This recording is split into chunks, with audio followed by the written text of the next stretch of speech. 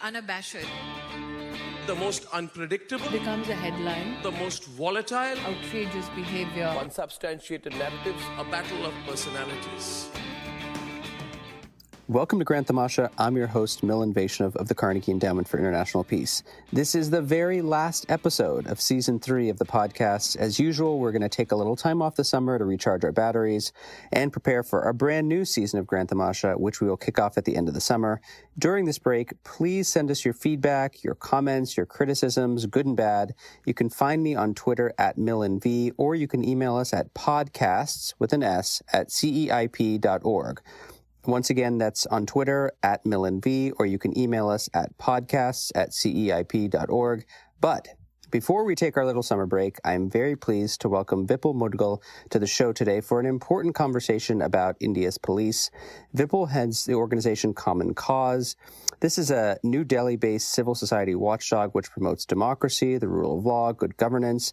In 2019, Common Cause, along with several other organizations, issued a report on the status of policing in India.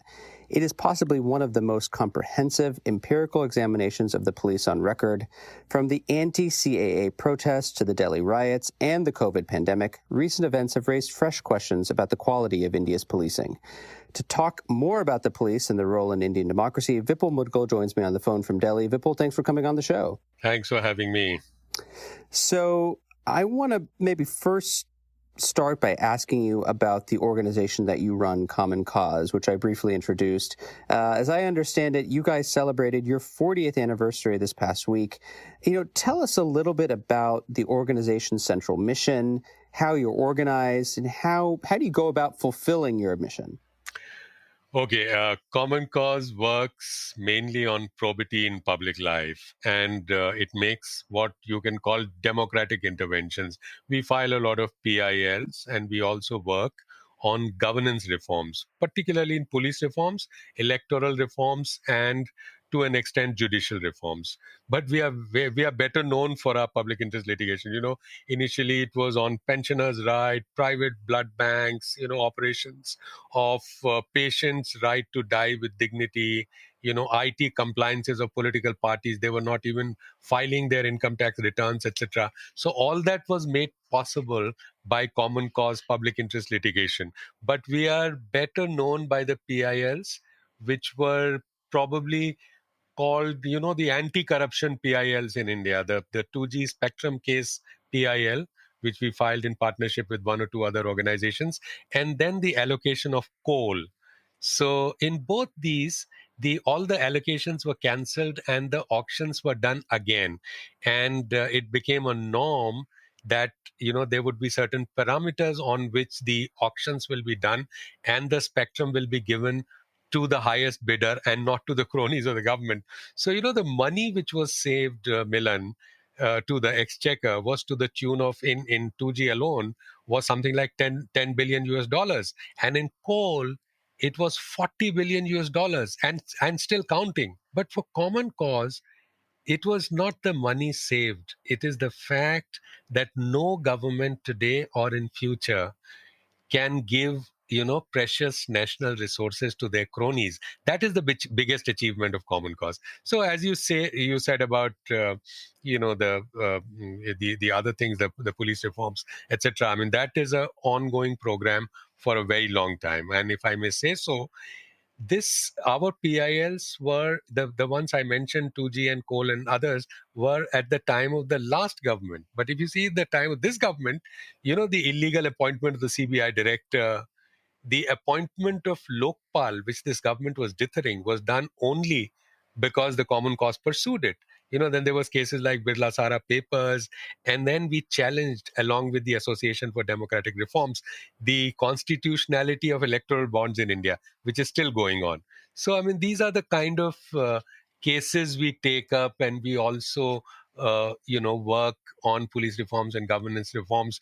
And this part, because I have an academic background, personally, I have a PhD from England, and I've done a lot of work on statistics, etc. So I was very keen to do something which is lasting, So we started working on this, of course, with our partners in this, CSDS and other academic organizations. So it worked out quite well.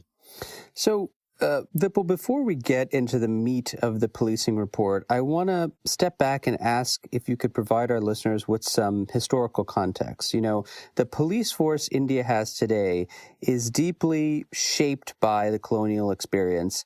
How do we make sense of that, you know, hundreds of years of sort of legacy? How would you characterize it? No, it is, you're absolutely right. I mean, they were supposed to work for the rulers of the day and not for the people. And the police were instruments of the powers that be at that time. So, I mean, the no marks were guessing that they were not even an attempt to make it, people-centric policing, etc. So they worked for the rulers, and when after independence, it just changed from the last rulers to the new rulers, and it suited the new rulers to an extent, So it became, and feudalism was strong in the country. So many politicians saw themselves as feudal lords, and they treated the police as their private armies. So it suited everybody at that time.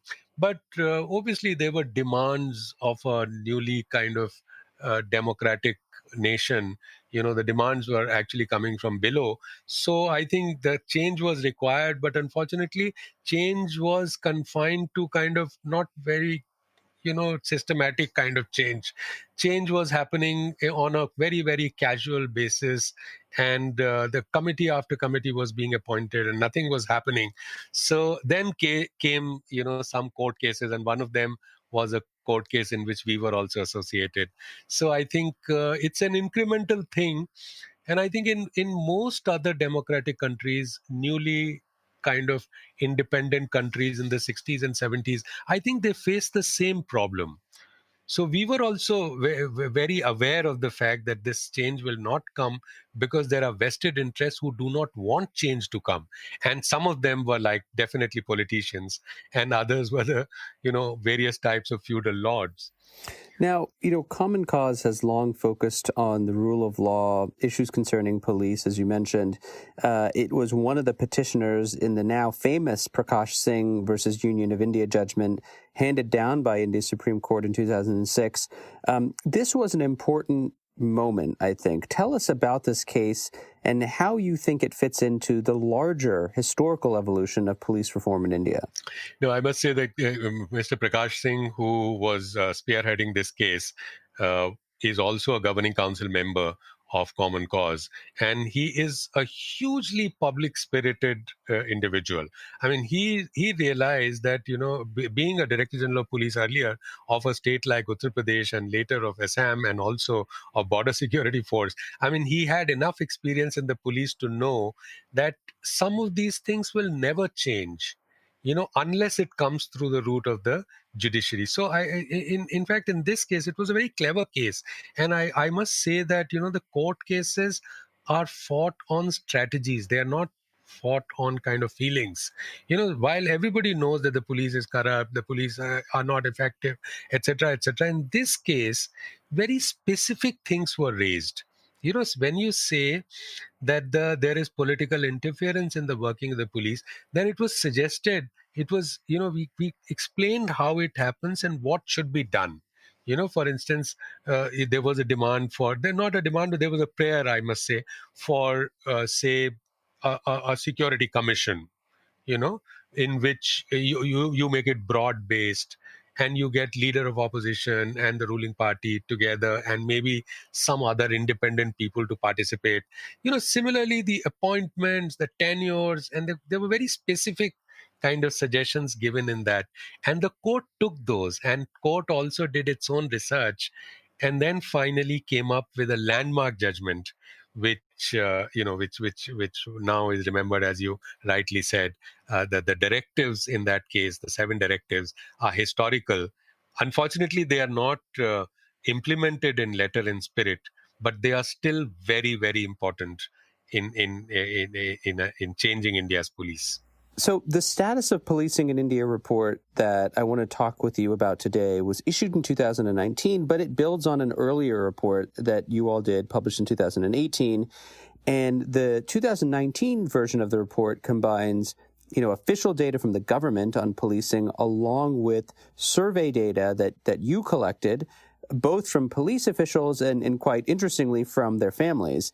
Let me first start by asking you about the official data, which is the data provided by the government.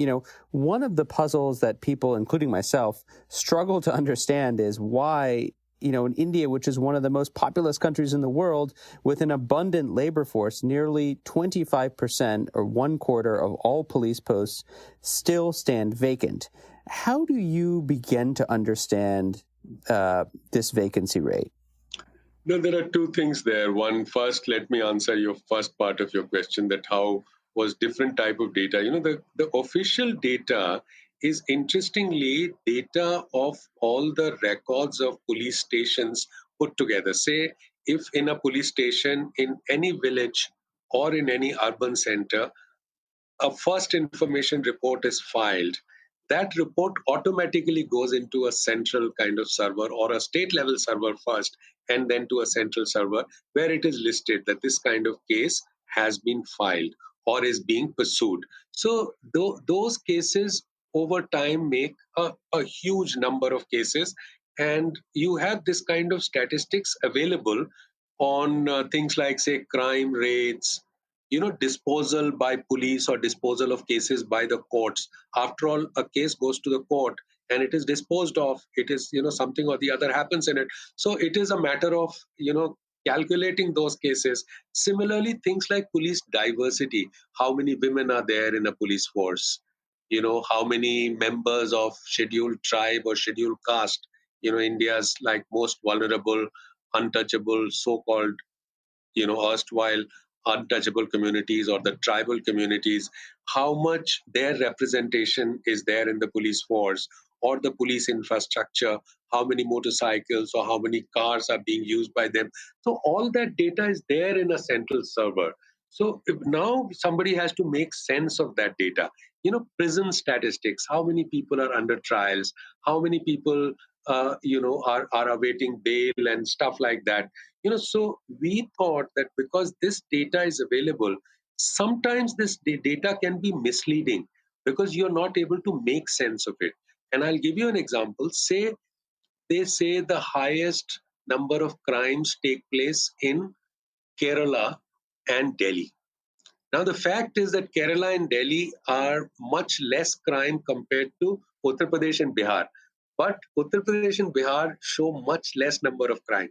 But the fact is that the moment you look at it with a clever eye and you start making statistical sense and you put in filters and then you say, okay, how many, obviously the number of crimes reported in these two states, Kerala and Uttar Pradesh, are higher than Bihar and Uttar Pradesh. So how do you segregate that? You say number of serious crimes per 100 crimes reported. How many murders take place per 100 crimes reported, how many armed robberies take place, how many abductions take place. And then you come to the conclusion that actually the data shows that the highest number of crimes are in Uttar Pradesh and Bihar and lowest, in Kerala and Delhi. So and we realize that the data is precious, but actually it is showing misleading results because nobody is applying kind of intelligent statistical filters to that data. So we thought that rather than junking this data, which is called the official data about crime rates, etc., we will use it and try to use it. And in fact, the police officers are now turning around and they are saying that you've actually made a very good, sense out of this data. So similarly, then we thought that we'll generate our own data. Along with this data is time series data, which is precious. And I mean, and I'm not suggesting that this data is foolproof. There are many problems with this data. But if you want, you can still use this to, in policy matters and things like that. And the second thing is about the vacancies, is that the politicians have a way in which they fill the vacancies. In an election year, you will suddenly see, 70% vacancies have been filled, and for the next 5 years they don't fill in those vacancies. They are not serious about filling the vacancies of women, for instance. They are, state after state after state in India has vacancies of scheduled castes, which is the, lower caste communities in India. in states where it is being said, there were rumors that one particular OBC chief minister in Uttar Pradesh filled all the seats of OBCs, and there are preponderance of OBCs, other backward communities, in the police. But that was not correct. Statistically, we found that the vacancies in the backward sections were much higher than vacancies in general. So I think there is a way in which the politicians try to make use of their political mandates and show it as a favor given rather than as a systemic process. The survey data that you collect from 21 states show that police personnel on average work 14 hours a day. One out of every two officers that you spoke with reports working 7 days a week with no days off. These realities about service conditions, which, I think are pretty well known, they're even popularized in film and on television. But tell us, how do they impact policing on a day-to-day basis? You see, first of all, the fact is that police in India work 7 days. And that ties up with your first question that this is the colonial thing. They said the police duty is 24/7. The police officers have to be awake and be prepared all the time. It was not seen as just another job. It was not seen as these people would also have children, school going children, and they will have their own family problems to sort out, old parents and things like that. So this, I would say that 20 states, I think we found, except perhaps one northeastern state, very small state, Nagaland, have an average 11 to 18 hours of working by the police. And the highest was in one particular state in Odisha, was 18 working hours every day. Now, this can be disputed because they would say this is the perception study in which we have gone to those people, and we have actually, Milan, we've been very clever about asking questions. We have asked questions as a combination of both what is your perception as well as what is your experience. So many of these are experiential questions in which you say, over the last 1 week, how many hours have you worked? What time did you come? What time did you leave?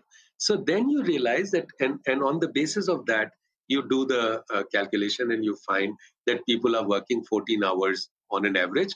But in state after state, it's actually much more than that. And that is where the family members also come in. You ask the family members what kind of workload is there, and then you ask them, are they is this person very tense, is this person very irritable, is this person violent, is this person facing some kind of psychological issues.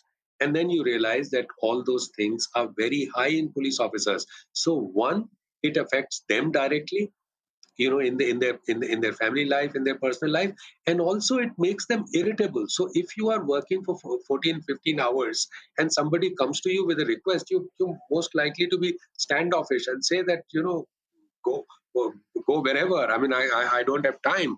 Or if they are very rough with you or irritable, I would say that this is directly affecting police work. Or if they're very tardy, and if they're not very alert, with investigation processes and things like that. So that has a direct bearing on this. So we are saying that this is there are certain norms formed by an organization called BPRND, the Bureau of Police Research and Development. It's a government of India Home Ministry organization. They have been saying that they should be, that they should be capped at 8 hours, and there should be definitely one day off. But most states in India do not give one day off. And let me tell you, only one state, Maharashtra, has been giving one day off, that too not in all districts. One of the most interesting aspects of your study, and you just mentioned it, is that you decided to interview, in addition to the police officers themselves, their family members. And it's a really interesting design choice, actually, as a researcher to think about.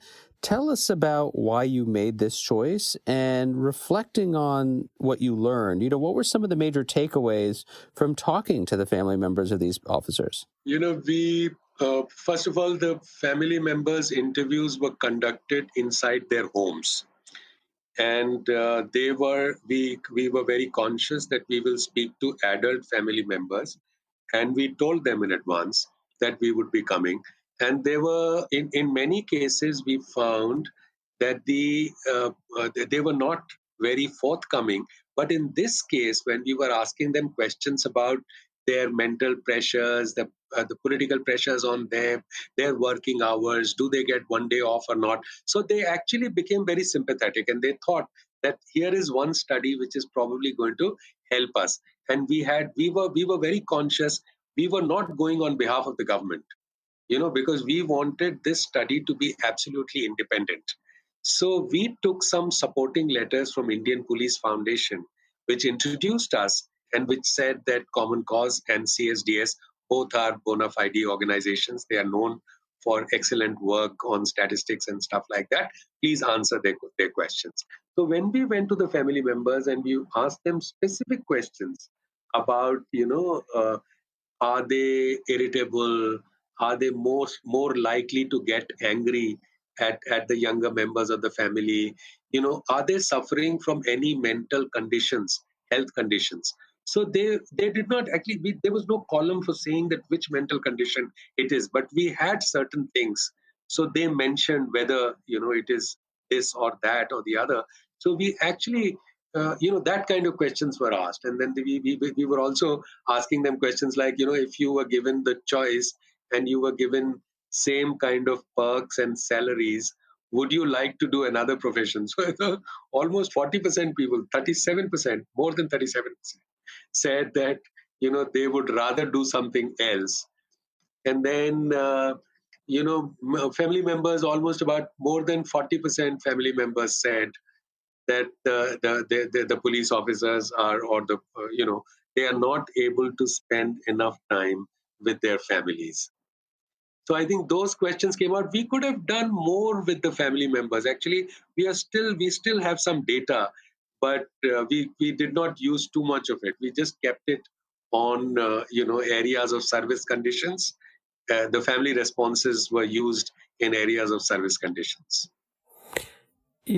The role of the police during the COVID crisis that we're still in, both in India and in my own country, the United States, has been deeply upsetting to so many Indians in particular. We've seen a great deal of brutality directed towards migrants who are fleeing big metros, trying to make it back by hook or crook to their home villages and towns. How do we understand the kind of violence that we're seeing? Is it a function of poor training, of limited capacity, of maybe frustration with being given sort of an impossible task to manage? Is it all of the above? I mean, how do you, when you see those scenes, right, on social media, on the nightly news, how do you react and how do you explain them? In the earlier report that we did, which was the Status of Policing in India report 2018, which was about the citizens' trust and satisfaction in the police, we found that more or less, I mean, it was consistent with the global findings that about 65% people were happy with, kind of satisfied with their police. But when we dissected this remaining section of people who were not so satisfied, particularly 23% people who were dissatisfied with the police, then we realized they were predominantly poor people. So if you were a scheduled tribal from the forested areas of India and poorest of poor, then you were more likely to be distrustful of the police. When it comes to the scheduled castes, which is the lower communities, or when it comes to the Muslims, the minorities in India, then you see that the dissatisfaction is high and the trust is low. So, and the police, in that sense, is like very, very, what should I say, upper caste oriented. If you were a Brahmin and you were rich, you were likely to be satisfied with the police. The class bias is one of the biggest problems that we found in our earlier study.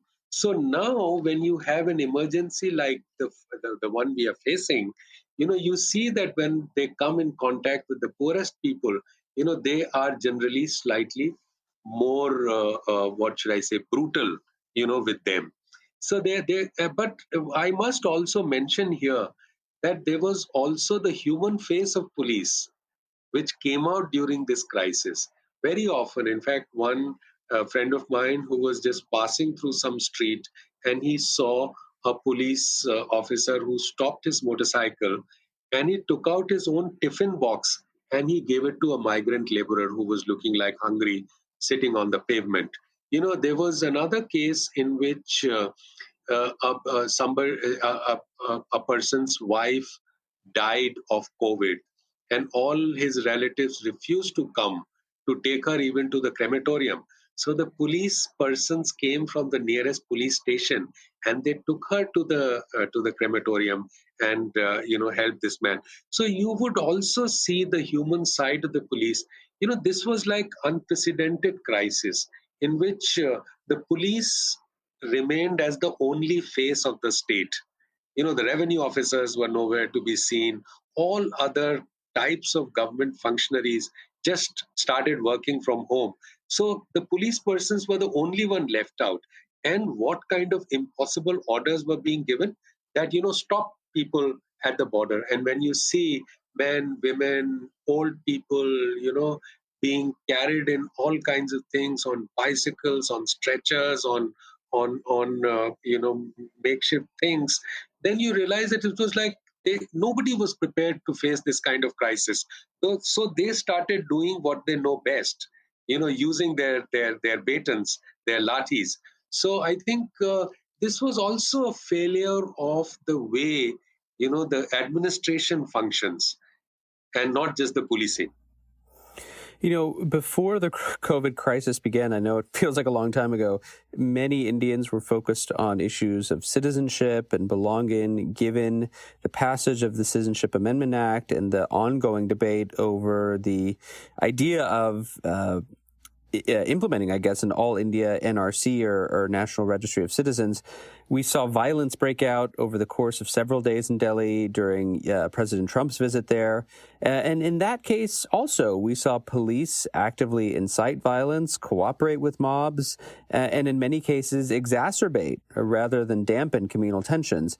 Here in the United States, we're reckoning with systematic, institutionalized racism in the police force.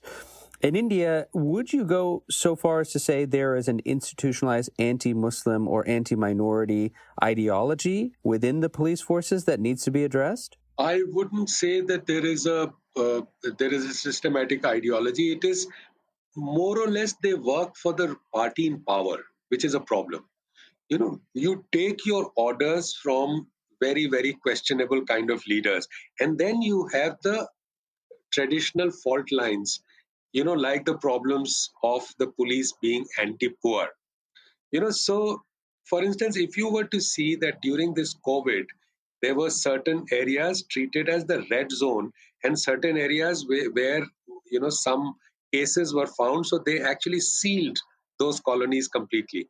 Now if those colonies happen to be of Muslims or of very poor people, then you would not find the kind of cooperation that you would find from the police if the same red zone colonies were of the upper caste people. So one is, the traditional fault lines which are there, the traditional problems with the police remain.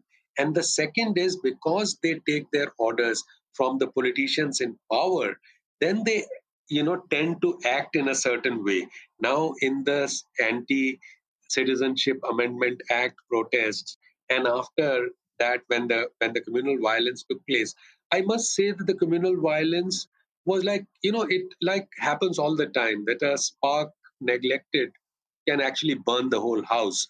So there were both sides. There were groups of people who were very belligerent, and they came together. But once the spark actually ignited and the riot started, then you started seeing the police being very, very partisan, because they were leaders of the ruling party. There was one particular local leader called Kapil Mishra. There was another union minister called Anurag Thakur. I mean, they made incendiary remarks. They were like very, very openly insightful. And then when the police are taking their orders from people like this, then I think there is a problem.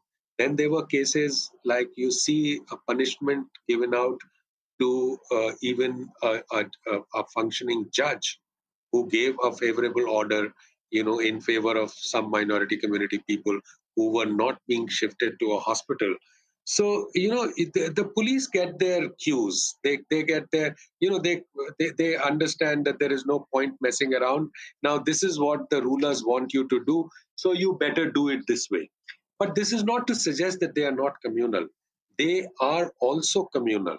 So it's a deadly combination of the police being anti-poor, communal, and also working under the rulers of the day who could be actually communal, whose politics could be communal. So I want to kind of end this conversation by talking about the future. We've discussed a lot of the problems with the police, the challenges they face, the hard conditions in which they work. So let me ask you about solutions. What are some concrete steps you would like to see government take to tackle these systemic issues, keeping in mind that law and order at the end of the day is a state subject? I would say, Milan, that there are certain things that concern directly the police. And there are many other things which are part of the larger society. Say if the watermark, if the level of the water goes up, then everything which is floating on the water also goes up. So in that sense, if the atmosphere of transparency and accountability goes up in India, of every government department and everything around us, then probably the police will also fare better. So I would say that there are two things within the police. I think there are some low hanging fruits. Things like diversity. The diversity should be very, very, very, very clearly maintained. The number of women in the police are required to be about 33% in India, and none of the states, 22 out of 22 states, do not have 33% women. So you have more diversity of women. Same goes for the minorities. More people from Muslim community, from Sikh community, from all other minority communities, tribals, scheduled castes, if they are represented more in the police would be better. So diversity, I think, is a very important thing. Second is training. We found in our first study that only 7% police officers received any kind of training. So there should be training, sensitization, which should be a constant process. you know and I one thing I actually realized in the United States also, that there is a militarization of police going on.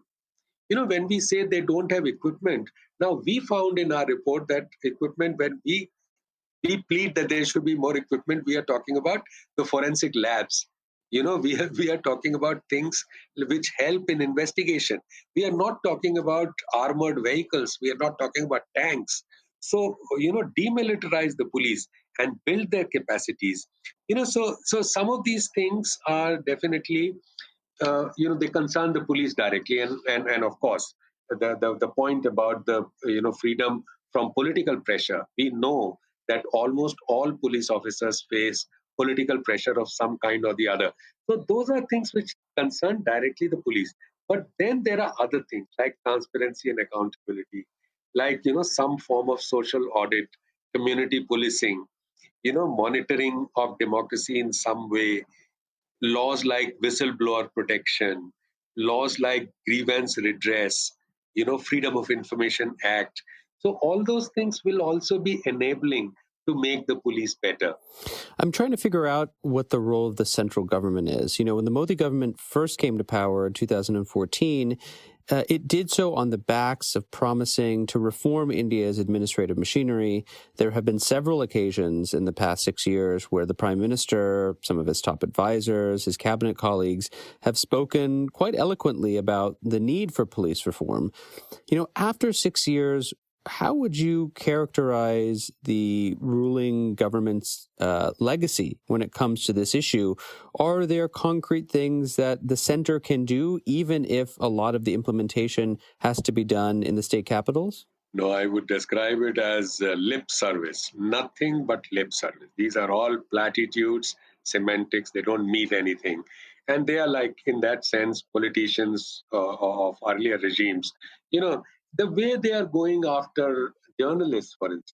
I mean, journalists are being, some flimsy FIR, first information report, is being filed in one police station, and a journalist of 40 years standing, is just facing the pressure of being arrested.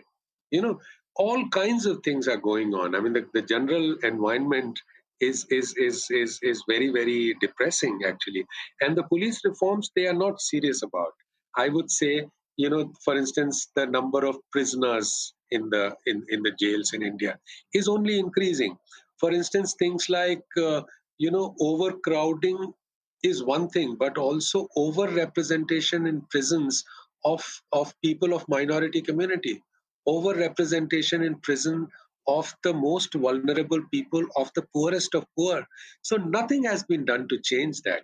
So I don't think, I would say that whatever they've said about police reforms is only lip service, and only to make some brownie points in speeches.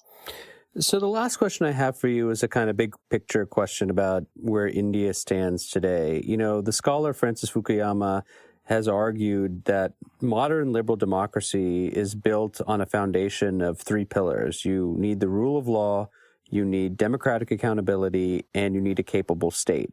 And he argues that India has the first two. It has the rule of law, it has democratic accountability, but it lacks a third, which is a capable state. How would you evaluate India's standing in the year 2020? I think he's being charitable to India. I mean, to say that India has rule of law is, I think it's overstating it. I think we have some kind of a rule of law, but we are sliding on that. We have accountability, but the erosion of accountability in India is breathtaking. The I mean, transparency is every government after government, and both state government and the central government are trying to weaken the Freedom of Information Act. We call it RTI, Right to Information Act in India. I mean, they're just going out of the way to weaken those systems. And of course, the capability of the state is sure. I mean, capability of the state can always be improved. So I would say that right now, the biggest challenge for India is to save its institutions, which make the enabling environment for rule of law and accountability. Institutions like the Supreme Audit Agency of the country, the CAG, should be independent and autonomous. Institutions like the Central Bureau of Investigation, which does investigation in big corruption cases. Institutions like the judiciary. So I think what is to be watched is the integrity, institutional integrity of the government of India, which according to me is eroding. And I think it is the job of the civil society organizations and intellectual community, perhaps researchers and academics and think tanks, to keep an eye on these things. My guest on the program this week is Vipul Mudgal. Vipul heads Common Cause, which is a New Delhi-based civil society watchdog which promotes democracy, the rule of law, and good governance. In 2019, Common Cause, along with several other organizations, such as the Center for Study of Developing Society, CSDS, issued a report on the status of policing in India. Vipul, thanks to you and your colleagues for putting out this comprehensive, thorough report. Someone like me who appreciates data and works with data, I was really overwhelmed by the amount of data and the uniqueness of some of the data. I mean, the idea of asking family members of police officers what impact staffing, work stress has on their lives, I thought was a completely new twist. So we look forward to following your work and hope that you'll come back on in the future and tell us about the police report of 2020. Thank you very much. Thanks for having me and featuring the Status of Policing in India report. The next one is going to have more interviews with the family members. We are just hoping that, despite COVID, we are able to go to the police stations and do our work. Thanks, Vipul. Grant Tamasha is a co-production of the Carnegie Endowment for International Peace and the Hindustan Times. You can find us on iTunes or wherever you get your podcasts. Don't forget to rate and review. It helps others find the show more easily. For more information about the show and to find the writing we referenced on this week's episode, visit our website, granttamasha.com. Production assistance comes from Megan Maxwell and Rachel Osnos. Tim Martin is our audio engineer, and Lauren Dueck is our executive producer. Thanks for listening, and see you next week.